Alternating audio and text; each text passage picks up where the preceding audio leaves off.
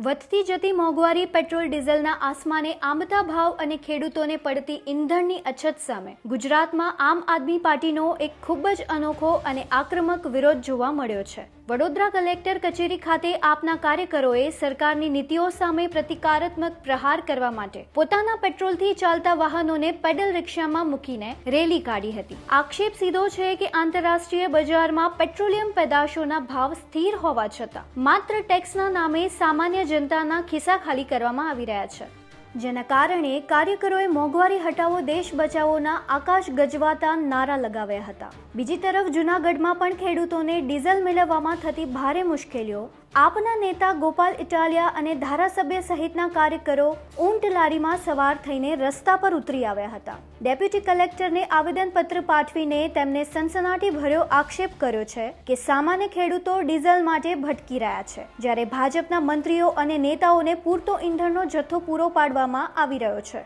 નેતાઓએ ચેતવણી આપી છે કે જો ખેડૂતોને તાત્કાલિક ડીઝલ નહીં મળે તો પાકનું ઉત્પાદન ઘટશે અને દેશમાં મોંઘવારીનો નવો રાઉન્ડ આવશે, જેના માટે સીધી સરકાર જવાબદાર રહેશે। બંને જિલ્લામાં અપાયેલા આવેદનપત્રોએ અત્યારે સ્થાનિક રાજકારણમાં મોટો ગરમાવો લાવી દીધો છે। પેડલ રિક્ષામાં વાહનો મૂકીને આપેલો આ અનોખો સંદેશ હવે સત્તાધીશોને આંખો ખોલશે કે કેમ તે જોવાનું રહેશે। જોતા રહો ગુજરાત વંદન। ધન્યવાદ।